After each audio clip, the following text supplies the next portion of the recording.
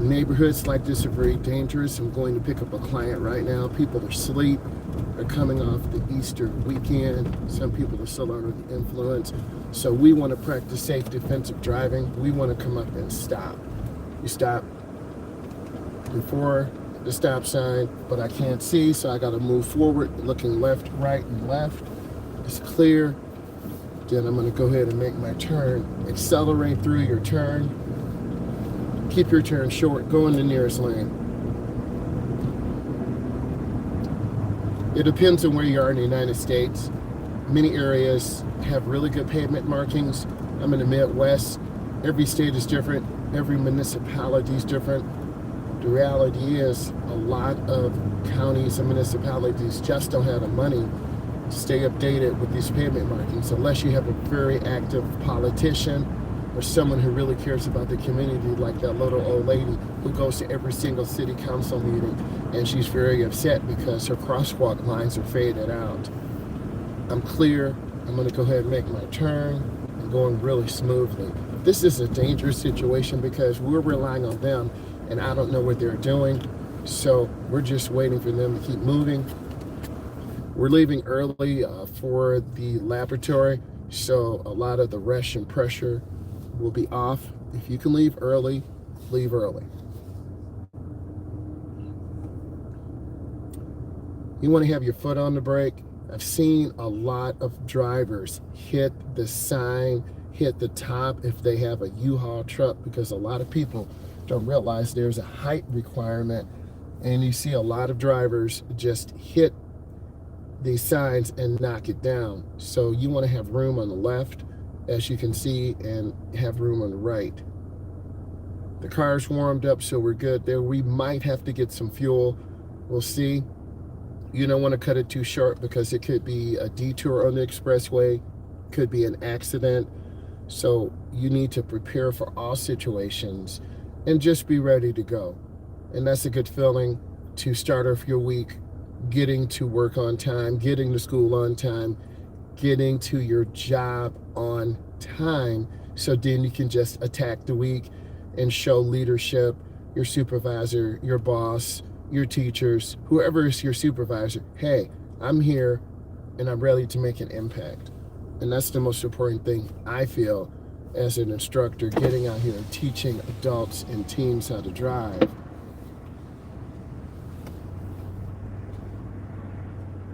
Welcome back. Good morning. How can I help you? Good morning. I need an extra large coffee, 1 cream, 1 sugar, and a sausage burrito sandwich, 1, and that's it. Instead of sausage burrito? Yep. No sauce. No sauce. All right. Your total is $441 at the first window. Thank you. So you got to be courteous to everyone now. This is a curved drive, so I'm turning my wheel slightly to the left.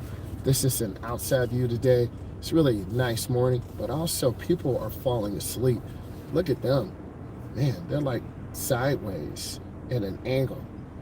So you want to make sure your car is parallel with the window so you can just pull up just like I am.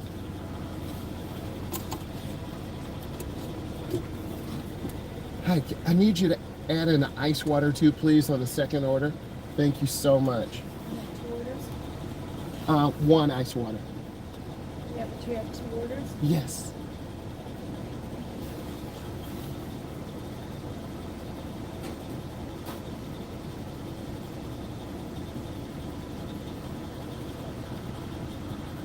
And my foot's on the brake, holding the car. If I take my foot off, the car will move. See, it just moved.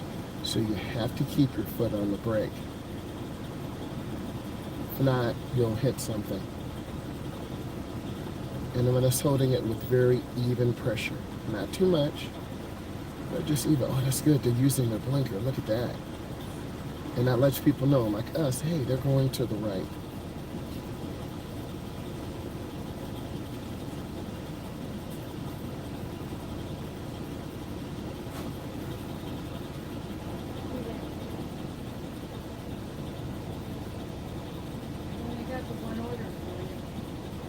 Okay, that was a large coffee and a sausage burrito, correct?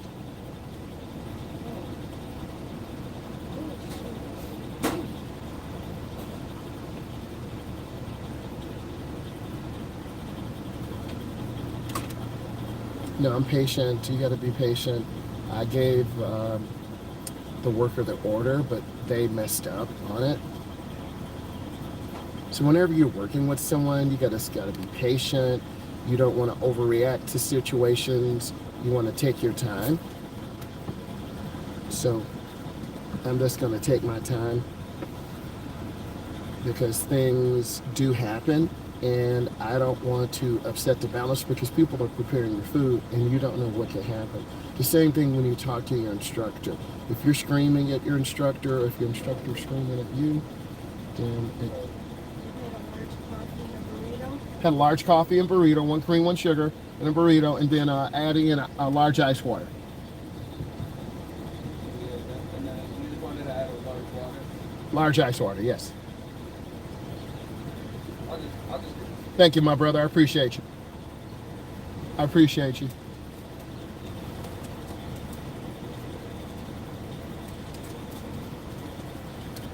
Thank you.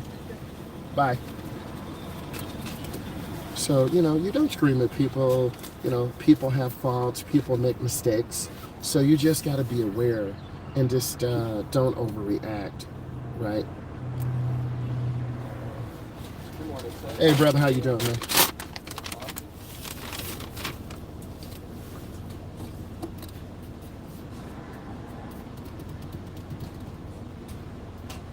Another large water. Thank you, brother. No problem. Appreciate you. Yes, sir.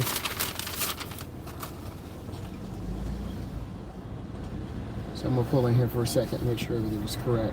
So no one's perfect in this world, and what I need you guys to do is just learn from these situations. And you've got to learn to listen to your elders, listen to your teachers, your coaches. We want the best for you, but a lot of times beginners just don't see that. They don't see the things that they need to do in order to be successful and elevate. And I think if you have that support system, that family support system, you can achieve whatever you want in life. And I need you guys to understand this. You've got to stay focused on your goal. Your goal is to obtain your license, but there are going to be setbacks. It could be a family situation, right? It could be, most of the time, it's a money situation or getting there to the DMV. You've got to take time for yourself, okay? And when you take time for yourself, you're going to elevate. So I'm all set now. And now I'm going to put the car in reverse, and I'm going to look out the back window. So I'm going to show you this. So I'm looking out the back window, and they saw me, so and wait, and put in drive, and then I'm going to turn my window. Nice. All right. Now look left and right. And I'm going to go right out the first lane. Keep your turn as short as possible.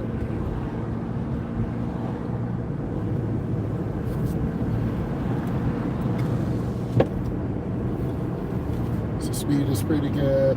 Roll along really nice. We're just taking our time and driving. You can't control the environment around you, but we just want to make sure we're safe, we're elevating, and we're doing what we elevate means to be successful, to not let barriers hold you back. This could be fear, this could be anxiety, because we all have to overcome certain challenges every day of our life. But for some people, it's just getting up. Okay, so we're going to slow down and make a really nice right turn. We're going to go into the first lane, and we're going to go slow. And then I accelerate out. That's a pretty smooth turn. I'll get over one lane to the left. We lost a little time there, but I'm thinking we're going to have to get fuel for the car because I don't want to cut this really short. So I'm going to show you what I have to do. So I want to merge it just before this driveway. I'm going to squeeze my brakes. See, they didn't stop. And I'm going to go ahead and make my turn. The gas tank is on my side. So I'm going to pull up to the last pump. This is pump number 7. This could be lucky number 7. So I'm going to pull up Get everything lined up. And then I'm gonna stop. And I'm gonna go ahead and put this in park. And I'm gonna leave this on for you guys. Car's in park. Shut the car off.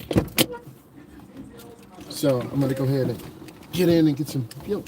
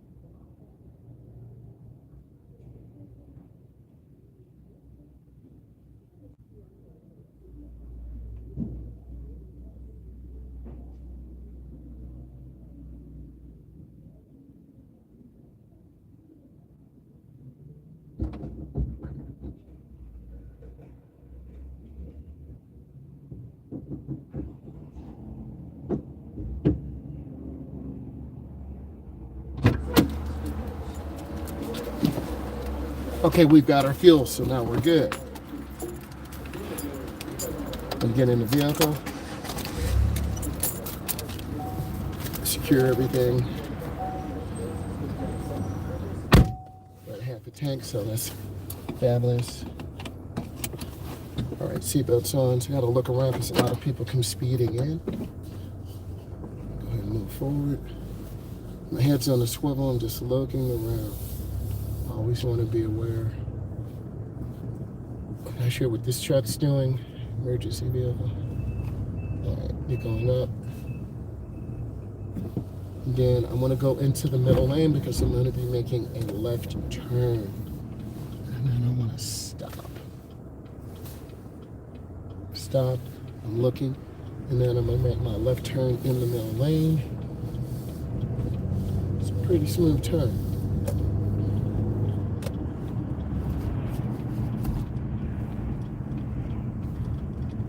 This is going to be a merge on the Expressway. See that car shot the gap? It's called shooting the gap, and that's really dangerous because your car could break down or stall out. And if you have a manual, you're going to have to hit that clutch really hard. So there's our green arrow, and they have to yield. I know that truck driver hated that, but the rules do help us. So now I'm on a clover leaf, and if you're too fast, you're going to lose control. I had a client go over into the ditch, so you got to go slow, and I'm at about 35, and then you have to roll into the throttle and gradually pick up, and then I'm accelerate, and then I look over my shoulder. Now I'm in that first lane. If you have some experience, you can be in the second lane, but the first and second lane are usually the best. Downtown Houston, downtown Chicago, downtown Detroit, downtown Daytona. They all have huge metropolitan areas and a lot of people. So this person has on the blinker, that was pretty good. We're at about 70. We will focus on good lane positioning and take our time. The hazard is to the right. Cars are merging on. So I'm going to signal my intention, and I'm going to get over one lane to the left. The truck driver had to put on brakes to let them out. Then they used their blinker. So that's the HTS, the Highway Transportation System.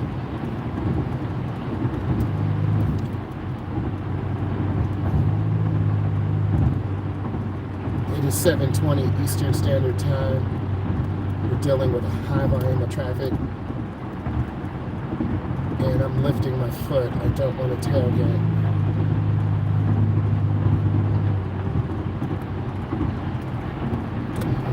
A lane change to the left, and that's about 3 blinks, and then I got over.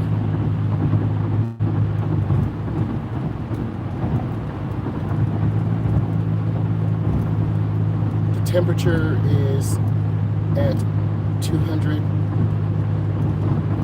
Our tachometer's at 2,000 RPMs, and we're at half a tank of fuel. So you always want to check your information dashboard to give you information to help you maintain good balance and good focus.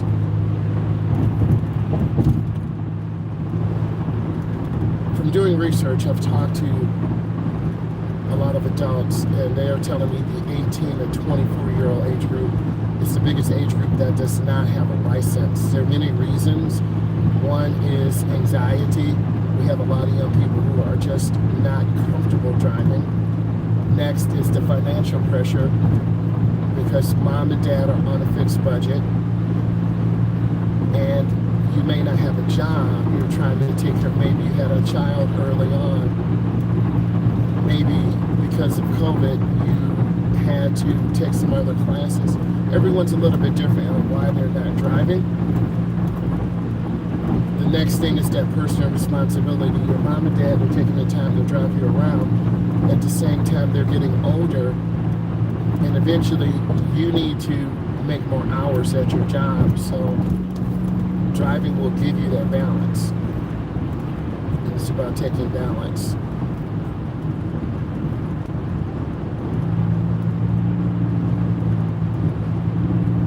Traffic's moving pretty good. There's some gaps in traffic. We have good space. I've gotten fuel, so I don't have to worry about running out.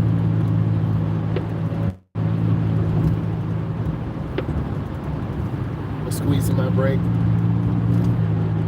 And I'm about 4 space cushions. Something's going on. I keep tapping brakes.